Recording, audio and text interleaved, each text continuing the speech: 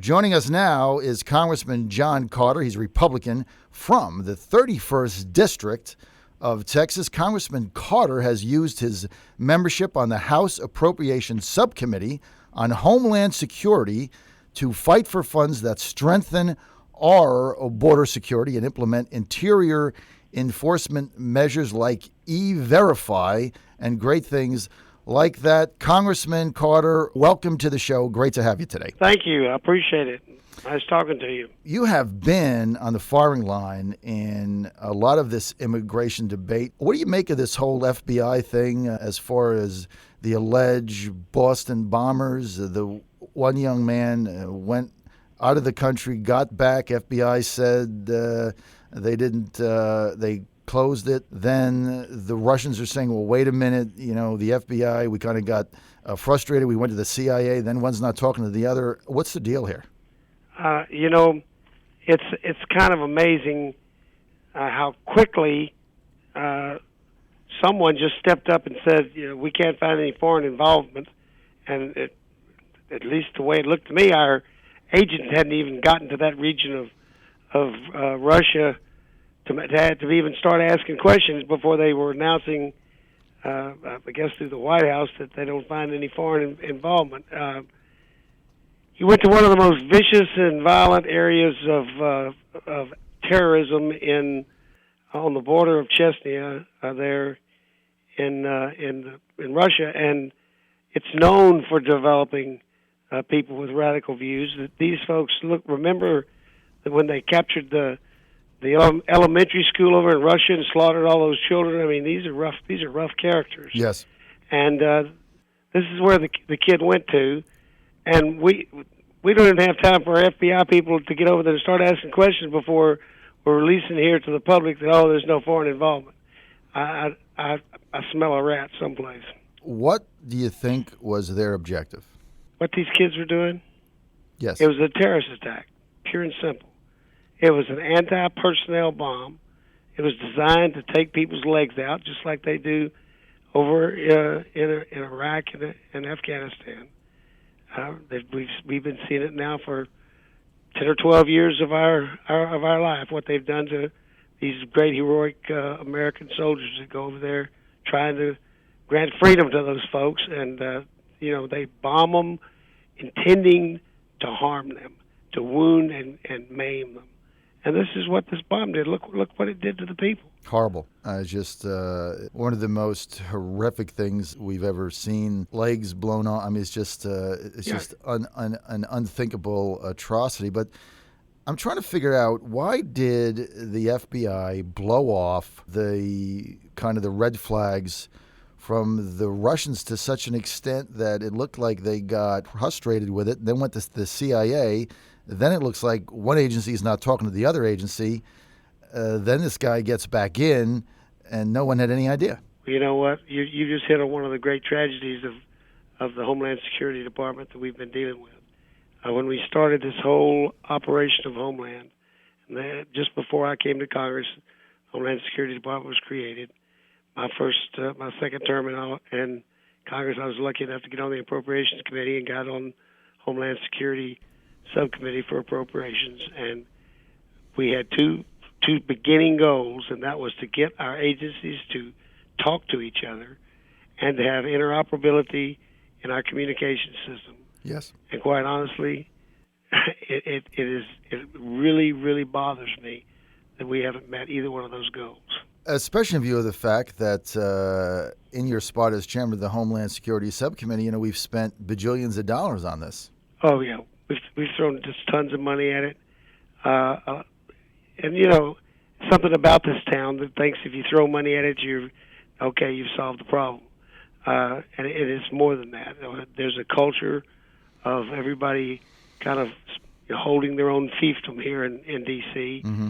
And one of the challenges of the Homeland Security Department as it went to law enforcement and security for our country was to try to break that protection of your jurisdiction and get people to start talking to each other and communicating with each other, because we have a whole world of secret operations now that are affecting the lives of ordinary Americans. This is not good. we've had improvements. It's gotten better. We haven't reached our goal yet. Congressman Carter, have you had a chance to digest the 850-page immigration proposal from the Gang of Eight? I have not read the whole thing yet because, quite honestly, I'm one of the members of the so-called secret committee, which I will say that it was a miracle for 3.5 years. We did keep our meeting secret in D.C. If you can keep a secret for 30 days, you've had a miracle, and we right. kept it for 3.5 years. But then recently, within the last 6 or 8 weeks, it has gotten out to who's on this little committee we formed up, and right. So we're getting pulled from different directions. But we've been working very diligently, 3 nights a week, trying to finish this bill that we're going to put forward. We hope to have this thing out. We were hoping to have it out this week. I'm hoping we'll get it when we get back from this work period in our district. I'm hoping that we will put our bill out there, and I think, although the Senate did a diligent 6 or 8 week effort, I believe we're going to end up with a better bill. This is the John Frederick Show. We're with Texas Congressman John Carter, Republican from the 31st District in Texas. He's also chairman of the Homeland Security Subcommittee. Congressman Carter, one of the issues that you brought out that I want you to flesh out for us is when we think about controlling the flow of immigrants illegally in the United States, we always think about those that come over the border.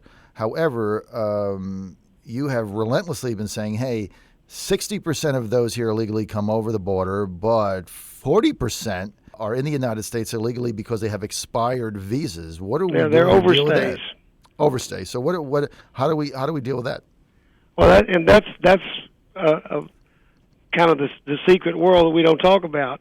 But I don't know, up here on the hill about maybe 6 months ago, we had a bunch of kids running around with T-shirts on said "Free the Irish," and I got on an elevator with a bunch of them and said, "What do you Irishmen need to be freed from?" And they said, "Well, we would like you to have a special bill to give us a pathway to citizenship. We're all illegal overstays." Right. And there was hundreds of them running around here, blatantly, openly saying, "We're in here. We broke your laws, and we want you to give us special treatment." So when at the border, and I live on the border, not on it, but close to it. Texas has always had a long relationship with Mexico, yes. Good and bad, and we know those folks. They know us, and I have a concentration there. But these overstays, they're landing at our airports every day, and we've also got to deal with that, and that's going to require an exit policy. We have an entrance policy, and we have no exit policy, and we have to have an exit policy. We have to know when people leave, and if they don't leave when their visa is supposed to leave, we should put them on a list to find them. Are you going to be sure that in your immigration compromise, immigration reform, if you will, that kind of exit strategy will be part of the bill? I think any bill that meets this challenge has got to have it, and we plan to have it. Congressman Carter, let me ask you this. A lot of people are really scratching their heads over the fact that the 2 alleged bombers spent a period of time on federal welfare. I mean, it's just hard for the average guy on the street to grasp who's out there trying to make ends meet, feed his family, whatever. And you got these 2 alleged people that perpetrated this massacre that were actually on the government welfare rolls. What do you make of that? Well, I mean, as we delve into it, it looks like to me, first off, these guys were going to school. Who was paying for it? I'll bet you we were. We're now learning that they were on welfare in the state of Massachusetts. The whole family was. Yet had somebody came up with enough money for them to hop on a plane and fly over to Russia. Mom and Dad are over there right now, I think. Right. The oldest son went over there and spent a good bit of time over there. Somebody had to be paying for that. If they were unemployed welfare recipients in the United States, where they come up with that chunk of change to go over there and do that. I think that's a question that should be validly asked. Mm-hmm. And it does offend that people would live off of the sweat of our labor to plan to blow up and kill and maim citizens of Boston. I mean, and others and visitors. Terrible thing.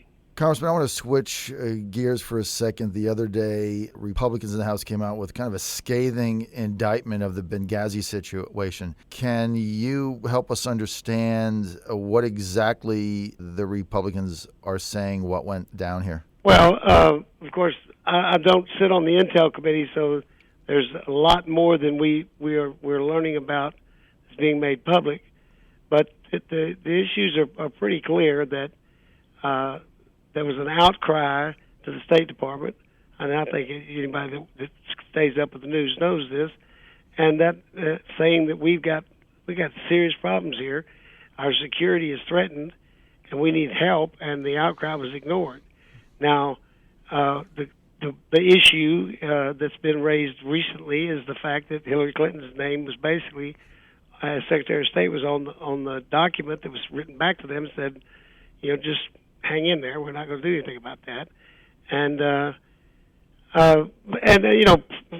there's some credibility to saying that probably everything that goes out of the State Department has the Secretary of State's indication in some form or fashion on Yes. there.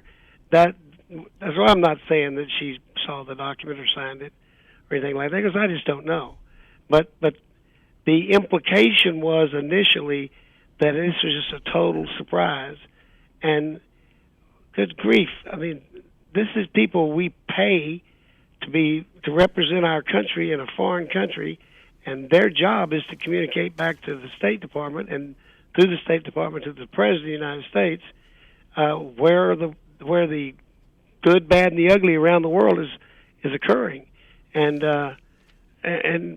it seems like it's, if nothing else, a bunch of complacency to ignore an outcry from a long-time respected member of the State Department saying, I got a real serious problem here, and just ignore it, and then wonder why they all got slaughtered, and some of those great heroes that tried to fight back. It's a tragedy. So if the pleas for help got, I suppose the word would be blown off to a certain extent. Yeah. Is this incompetence? Is it malfeasance? Is it a lack of understanding what was going on? I mean, one of the things that they were saying is, well, we didn't have the dollars because of the Republican cuts being made to put the assets there. Is that real? That's not, that's that's just an excuse. This place is full of excuses and full of trying to pass the blame. The purpose of having a diplomatic corps is that they are supposed to be representing us in a foreign country and keeping us informed about all relationships in that foreign country. And when you've had a situation like in Libya where we basically had to take out Gaddafi by force, yes, and then clearly it ought to be on the radar screen of the State Department that by the very nature of taking somebody out by force, you've caused turmoil in the country, and there's factions over there. When we knew from the freedom fighters that there was all kinds of various factions in that, it should have been high on everybody's priority list as to what's going to happen now. We've seen that what's happened in Egypt.